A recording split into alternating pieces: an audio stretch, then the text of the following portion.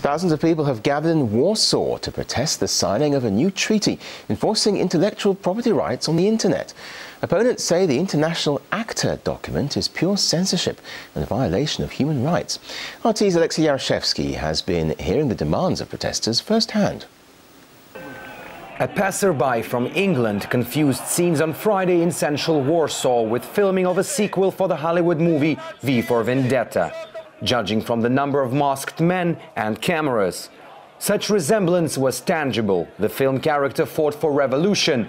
These people are also standing for change, to stop the anti-counterfeit trade agreement, acta, from becoming law in Poland.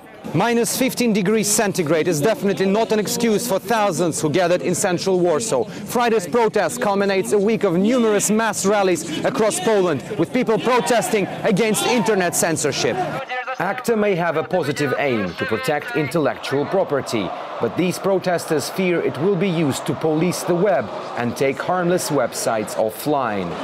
IT engineer Marcin says his work is under threat because of ACTA's obscurity, with the international pact worked out in complete secrecy. Issues with ACTA are quite obvious. First of all, the possibility of legally censoring certain information. The problem with ACTA is that it's very unclear. The negotiations have lasted since 2004 and nobody's been told anything. Unlike the week's massive anti-ACTA protests in Poland, Friday's showdown had clear political overtones. While the majority of the crowd was voicing no to the treaty, a large chunk was directing their anger at the government. And experts say the scale of public dissent has managed to make Warsaw's ruling elite nervous. The government was promoting itself as being modern, as being pro-young people, pro-internet, and people tried to keep them accountable. So when they discovered that the government is supporting something like ACTA, it was purely political answer to no, we don't believe you anymore. This protest can seriously harm government's reputation. They suddenly changed their point of view or their tactic, and they announced that they might not ratify ACTA and they will have a second thought. So after a week of ignorance, I think suddenly they realized that the protests are much deeper, much broader and much more serious. To become law in Poland, ACTA needs the approval of both the Polish and European parliaments. Nobody knows for sure how long this might take, but protesters say they will continue piling the pressure on the authorities to stop this happening. I think it came as a complete shock to our government. Nobody expected this and nobody expected us to organize and do this kind of thing. I think there will be a lot more protests and they will last for at least 2 weeks, I think, because I think this is how long it will take to actually pass the regulations.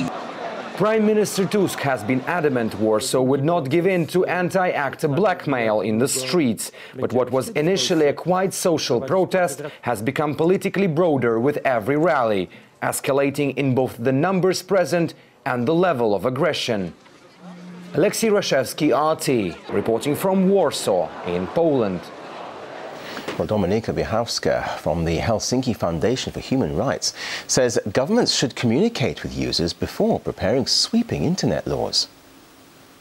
The way it is phrased, it might violate those basic freedoms and interfere too much with the freedom of users without really touching the big violators of the internet and those internet providers, those companies which are taking advantage of acts of piracy in the internet. And the first thing we should be aware with this process is just people are feeling that they were cheated by the government and that something is wrong, that there were no consultation and there was no possibility of a debate before the signature of the document. There were many attempts in the recent year or recent months to the internet, and every time people had the impression that the government is taking some steps without consultation, without hearing